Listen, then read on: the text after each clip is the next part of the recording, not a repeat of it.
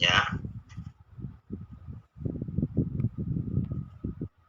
analisa aliran kas perusahaan, ya. Biasanya di dalam analisa aliran kas perusahaan itu dibagi tiga, ya. Dari aliran kas aktivitas operasi, kedua aliran kas dari aktivitas investasi, dan yang ketiga adalah aliran kas dari aktivitas pendanaan.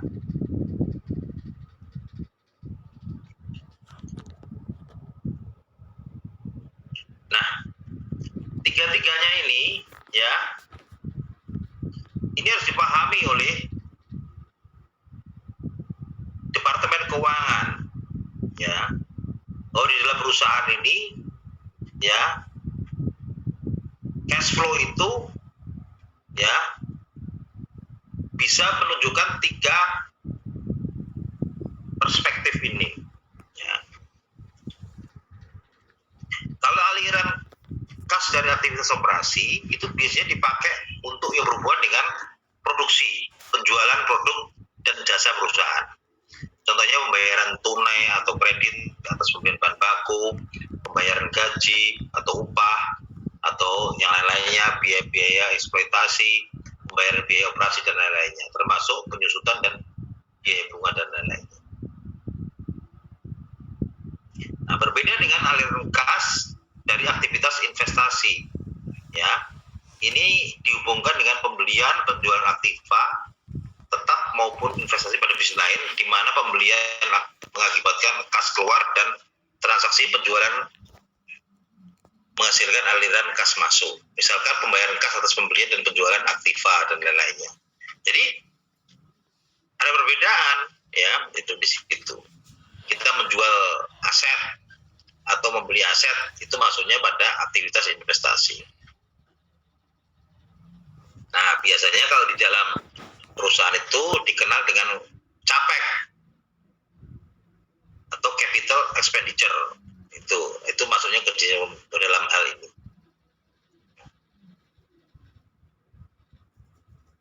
Yang ketiga adalah aliran kas dari aktivitas pendanaan, ya, dihasilkan dari pinjaman dan ekuitas.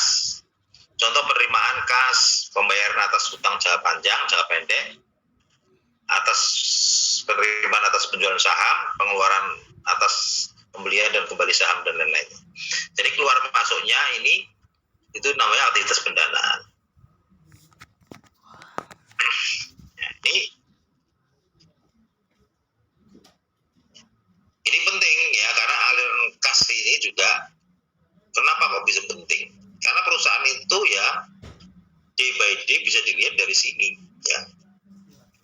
Jadi cash flow istilahnya itu bisa menunjukkan, ya, perusahaan ini perlu namanya, ya, tambah darah atau cuci darah, gitu kan. Itu bisa dilihat dari aspek hal-hal tersebut ini, ya. Oke.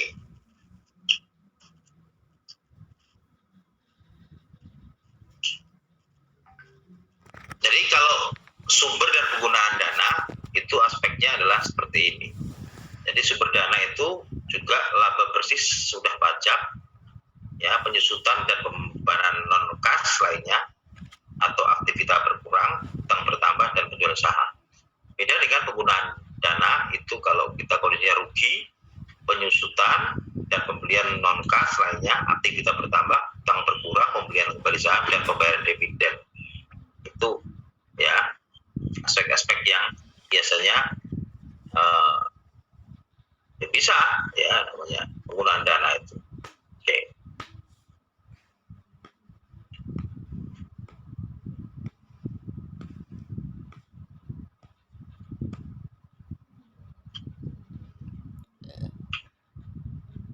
Ini cara menyusun aja, ya. Misalkan dalam aspek laporan sumber dan penggunaan dana itu bagaimana kita menyusunnya dengan baik, itu, ya. Misalkan dengan contoh ini, ya, itu gimana kita, ya, tahap pertama itu menghitung perubahan aktiva, utang, terus tahap kedua gunakan variasi sumber, ya itu baik itu laba sesudah pajak, perubahan penunjukan dan lain-lainnya, ya itu perubahan aktiva itu bisa jadi ya termasuk di dalamnya ada kas, piutang, persediaan, aktiva tetap, akumulasi penyusunan dan lain-lainnya itu juga bisa. Nah, ini. Nah, baru tahap ketiganya adalah menjumlahkan semua sumber dana tersebut, ya, itu dan selanjutnya adalah ya dibuatlah daftar ya yang digolongkan dengan benar, maka jumlah sumber dana harus sama dengan jumlah penggunaan dana. Itu harus kiri kanan harus sama, seperti juga aktiva dan pasiva. Oke. Nah, di dalam laporan keuangan atau di dalam manajemen keuangan itu ada namanya laporan tahunan yang itu diterbitkan oleh perusahaan pada para pemegang saham. Ya. Jadi laporan ini berisi laporan keuangan dan opini manajemen atas operasi perusahaan selama tahun lalu dan prospek. Ya, prospeknya itu apa? Masa datang, masa yang akan datang. Itu, ya. Jadi prospek di masa yang akan datang. Nah, dua informasi yang bisa disajikan dalam annual report atau laporan tahunan itu adalah bagian verbal. Ya. Dan kedua adalah laporan kuantitatif. Verbal itu artinya biasanya akan menguraikan hasil operasi perusahaan selama 1 tahun, membahas perkembangan baru yang akan mempengaruhi operasi perusahaan di masa yang depan. Jadi dia bercerita, ada narasinya. Ya, ini perusahaan, ini awalnya begini. Jadi ini nanti dianalisis ini. Makanya kalau Anda melihat annual report itu bisa tebel, ya kayak skripsi.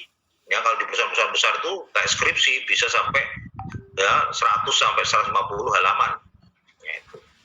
Ya itu annual report. Ya.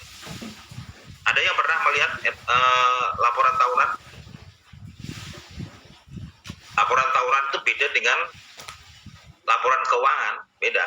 Ya.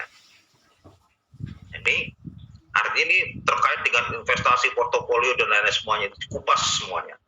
Termasuk laporan kuantitatif di dalamnya pasti ada neraca, laporan rupiah, dan laporan laba ditahan dan laporan arus kas itu pasti. Itu semua dilihat. Ya.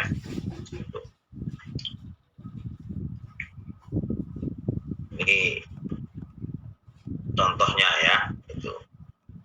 Oke, misalkan dari sini kewajiban ekuitasnya berapa ya, itu beberapa keterangan itu ya, itu bisa dilihat ya.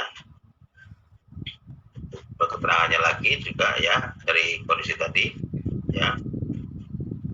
Kalau berharga juga ini udah oke ya, Anda bisa lihat semuanya. Ini hal-hal ini juga wajar, ini salah satu contohnya ya. Nah ini bagaimana kita bisa mencari laba per sahamnya berapa, dividen per sahamnya berapa dan lain-lain sebagainya, atau yang disebut dengan ya. Jadi kita bisa lihat dari sini aja, nanti kita bisa hitung semuanya ya. Itu. Oke.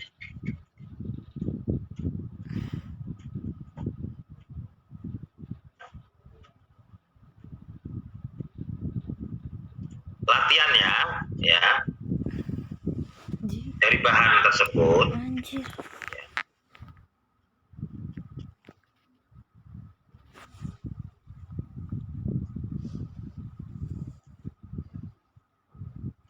Nomor 1 saja ya. Jadi coba kamu lihat ya, nomor 1 soal perkiraan ekuiti pemegang saham untuk neraca PT Spirit Hidup untuk ya tahun lalu yang berakhir pada 31 Desember 2015.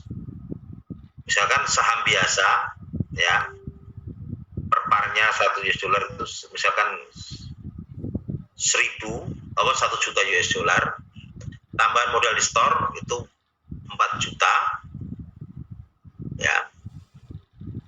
Saham perbendarahannya ya itu 500, minusnya laba ditahan 800. Ya. 2016 laba bersih adalah ya 3.500.000. Jumlah itu 1 juta dibayarkan sebagai dividen. Jadi dengan kondisi tersebut, berapa total ekuitas pemegang saham ya pada akhir ya tahun 2015 dan berapa total ekuitas pemegang pada akhir tahun 2016. Artinya apa? Coba Anda hitung ekuitas pemegang sahamnya di tahun 2015 sebelum ada perubahan laba bersih dan jumlah pembagian dividen, dan nanti di-compare dengan total ekuitas pemegang saham pada akhir tahun 2016. Oke, itu. Jadi, nah, tugasnya itu ya satu saja, yang nomor 2 nggak usah, ya. Nanti kamu coba hitung, ya, apa itu ekuitas pemegang saham, ya, dari ini. Jadi kita latihan untuk supaya Anda tahu apa itu ekuitas pemegang saham. Jadi kamu harus belajar cari tahu untuk ekuitas pemegang saham. Oke, ya.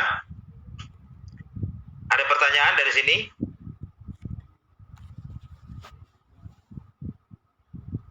Belum, Mister. Masih mau dipelajari lagi, Mister. Oke ya. Nanti nanya boleh kan? Kalau tidak ada, seperti biasa tugasnya nanti kamu buat ya, terus nanti kalau sudah selesai dikirimkan via WA juga nggak apa-apa ya, via WA Japri, dan paling lambat hari Kamis ya. Oke, kalau tidak ada, saya pikir nggak ada pertanyaan lagi, saya pikir cukupkan sampai di situ. Mister, ya. nanti kalau mau nanya dari WA nggak apa-apa kan ya, Mister? Oh, nggak apa-apa, silahkan aja. Siap, Ya. Mister, terima kasih. Pak, tugasnya ditulis atau diketik? Kalau tulisannya bagus ya ditulis nggak apa-apa. Oke, Ya, Pak. Yang penting saya bisa baca aja. Tulisan anak sekarang ini kan bagus-bagus kan masalahnya. Mau ditulis, mau diketik nggak apa-apa ya. Dia itu. Oke, ya. Baik, kalau tidak ada, saya pikir karena waktunya juga sudah sebentar lagi, saya akhiri sampai di sini dan kita ketemu. Kita berarti nanti tetap aja dua-dua aja ya, kalau bisa misalkan besok. Kan ini kan kamu UTS-nya kapan? Kurang tahu deh, Mister. Ini kan pertemuan ke-6 ya hari ini ya. Udah pertemuan ke-6. Iya, Mister. Iya, pertemuan ke-6 kan udah 3 kali kita. Dua sesi pertemuan ke-6. Berarti kalau memang ya nggak apa-apa, nanti kita lanjutkan 2 minggu lagi tetap 2 sesi. Berarti pertemuan ke-7 dan ke-8 ya, gitu nggak masalah. Nanti misalkan harus setelah itu UTS ya, berarti nanti sampai pertemuan ke-7 yang dipakai untuk UTS-nya ya. Oke? Baik, Mister. Oke, kalau tidak ada saya akhiri sampai di sini dan saya ucapkan terima kasih. Sampai ketemu 2 minggu yang akan datang. Assalamualaikum warahmatullahi wabarakatuh. Jangan lupa absennya ya nanti ya. Mister, Waalaikumsalam warahmatullahi wabarakatuh. Baik, Mister. Terima kasih. Sama-sama.